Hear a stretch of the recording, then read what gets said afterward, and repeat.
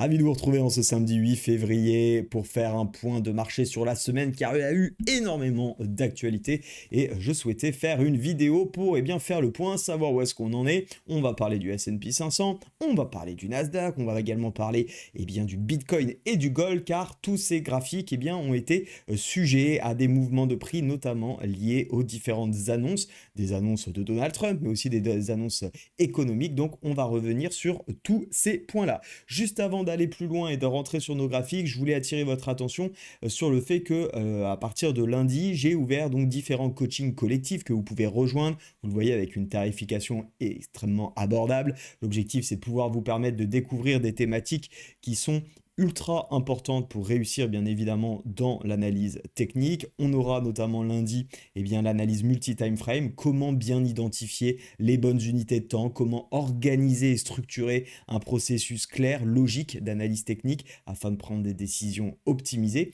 Et puis le lendemain, on retrouvera par exemple un coaching sur les figures de chartistes de retournement et on aura la semaine suivante des figures chartistes de continuation. Il y a plusieurs coachings qui sont également à venir, mais je vous invite déjà à rejoindre notamment celui de lundi qui sera très intéressant pour tous ceux qui sont un petit peu perdus, qui ont toujours l'impression de rentrer au pire moment ou de rentrer au moment où le marché se retourne.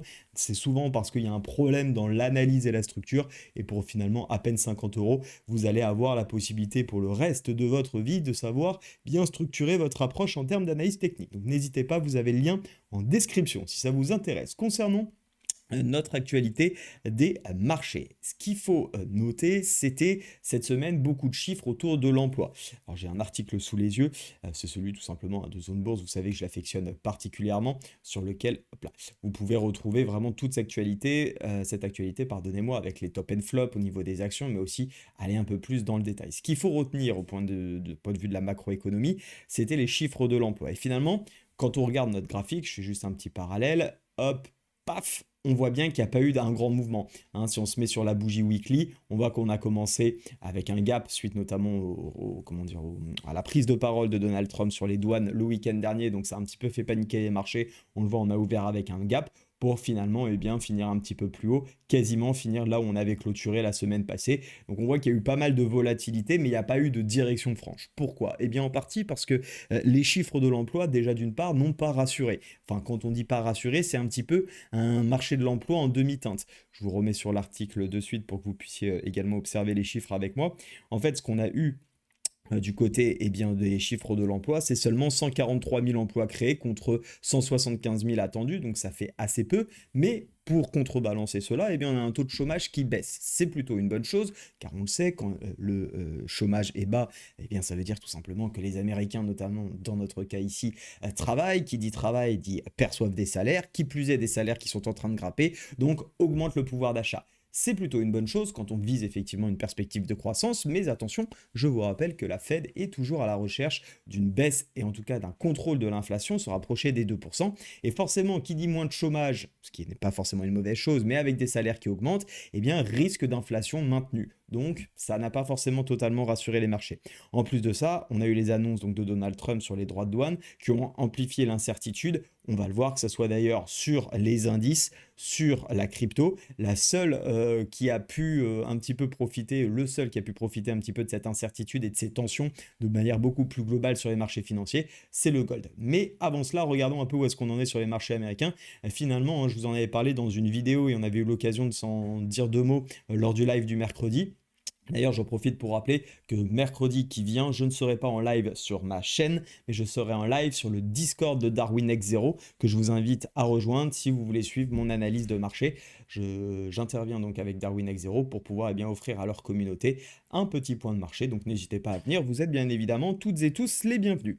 Donc les niveaux que j'avais identifiés, c'était au-dessus des 6150 points, avec une perspective de continuation haussière dans ce drapeau plutôt intéressant, une jolie construction qui est en train de se mettre en place. On pourrait également y voir, pourquoi pas, même si elle est un petit peu light, mais elle commence à faire son chemin, une tasse avec anse, cette belle tasse et anse. Alors pareil, si vous ne savez pas tout ce que c'est que ces figures chartistes, eh bien, je vous invite à venir vous inscrire sur le coaching du mardi, du lundi, pardon, non pas de cette semaine, mais de la semaine prochaine, qui sera sur les figures de continuation, qui permet d'identifier des jolis objectifs qu'on a déjà commencé à anticiper. Mais pour le moment, on attend cette cassure, et si jamais les marchés n'ont pas envie de monter parce qu'il y a encore trop d'incertitudes et pas de catalyseur nécessaire pour casser ce niveau, eh bien, tout simplement, on s'attardera, pour ma part, de tout du moins, vous voyez, comme cette jolie structure sur ce repli qu'on avait eu sur la zone des 5840, qui nous avait permis de nous offrir un joli marteau et donc de propulser les prix sur les derniers plus hauts. Et bien c'est un petit peu ce type de signal. Alors bien évidemment, j'ai pas de garantie qu'on ait déjà un retour sur cette zone et un marteau, mais c'est ce que je vais chercher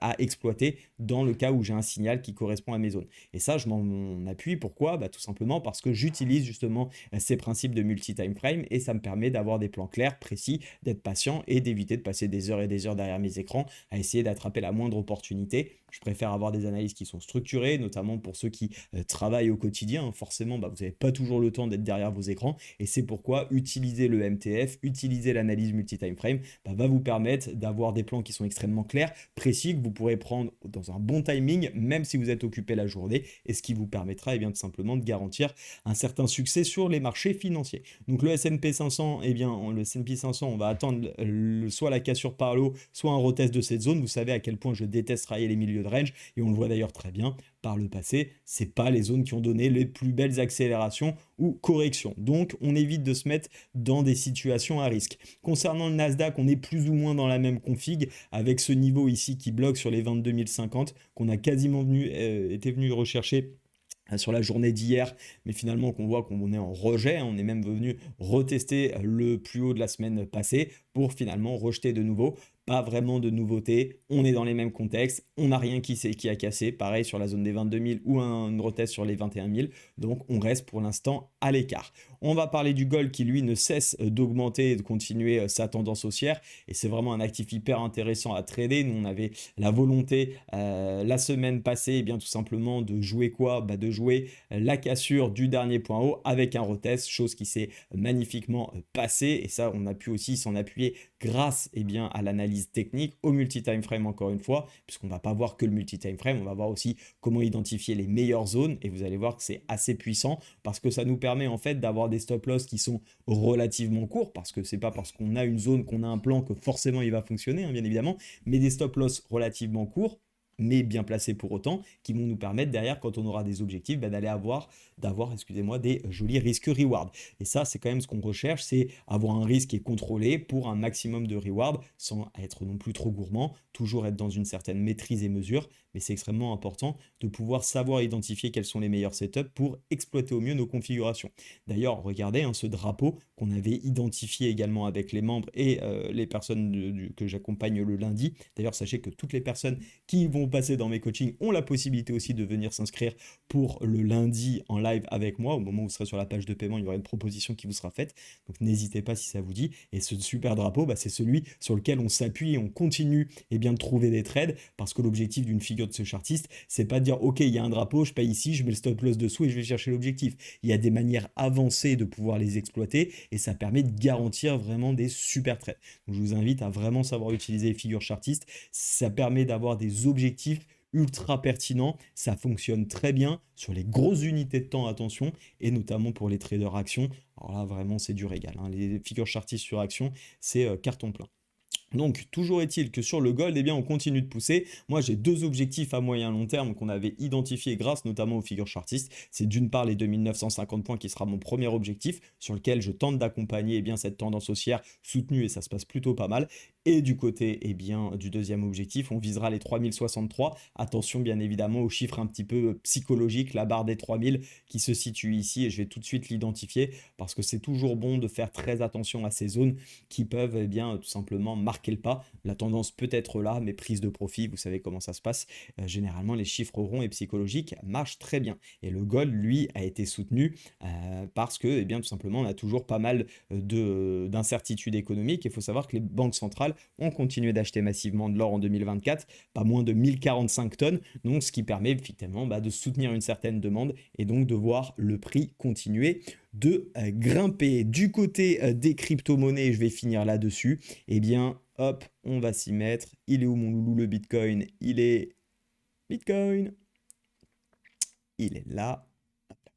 Sur le Bitcoin, je suis sur Bitget, hop, je vais juste prendre Binance, je préfère, surtout qu'il y a mes graphiques dessus. Eh bien, pareil, toujours la même incertitude, la même volatilité. On voit cette corrélation en ce moment sur les graphiques américains et les crypto-monnaies où on a une incertitude. Et j'ai parlé avec pas mal d'entre vous qui me disent j'y arrive pas actuellement sur les cryptos, j'arrête pas de me faire balayer, c'est une catastrophe. Oui, parce que vous n'utilisez pas encore une fois l'approche structurée d'une bonne analyse technique. Vous essayez de prendre des trades dans des tendances acheteuses ou vendeuses où il n'y a pas de tendance, puisqu'on voit très bien sur cette représentation daily, on est dans un énorme range dans lequel les cryptos ne font que aller et venir. Il suffit de regarder les chandeliers japonais en weekly, on voit très bien l'incertitude qu'il y a, et plutôt que de se focaliser sur peut-être un actif comme le gold qui est en ultra tendance actuellement, eh bien certains en tout cas s'obstinent à vouloir trader des graphiques qui malheureusement ne sont pas en range. Pourquoi? Parce qu'il y a des lacunes dans l'analyse technique, il y a aussi des lacunes dans l'approche du trading, et on s'obstine à vouloir travailler un actif qui finalement n'a pas de tendance,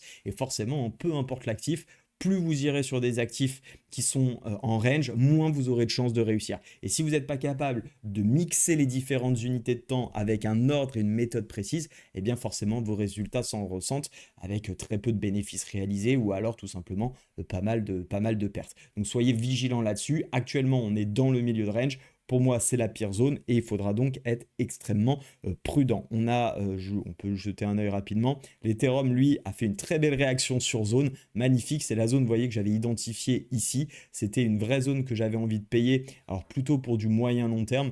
Mais vous voyez, c'est une grosse zone pivot qu'on a depuis 2021 qui oscille et je trouve que c'est un prix d'achat extrêmement intéressant. Et donc, j'ai remis une petite cartouche. Pour rien vous mentir, je suis rentré un petit peu plus haut, mais toute la zone verte ici est une zone pour moi d'accumulation pertinente sur l'Ethereum. Donc, je continue bien évidemment d'acheter. Pour conclure cette émission de choses, je vous rappelle que je vous ai mis en description le lien si vous souhaitez venir vous inscrire sur le coaching pour seulement 49 € sur le multi-time frame. Vous avez la possibilité également de me rejoindre pour d'autres coachings sur les figures chartistes qui seront plutôt intéressants mardi et lundi de la semaine qui suivra. Et pour conclure sur cette vidéo, sachez qu'on aura quelques news importantes à surveiller. D'une part, l'inflation aux États-Unis mercredi, mais également des résultats de grandes entreprises. Je pense notamment à McDonald's, à Coca, à Cisco ou encore Hermès du côté de la France pour voir comment nos marchés vont être semaine prochaine. Voilà, soyez prudents en attendant. Je vous souhaite à toutes et à tous un excellent week-end. Au plaisir de vous retrouver lundi pour les coachings. Et moi, je m'en vais profiter de mon petit loulou Alfie. À très vite. Ciao.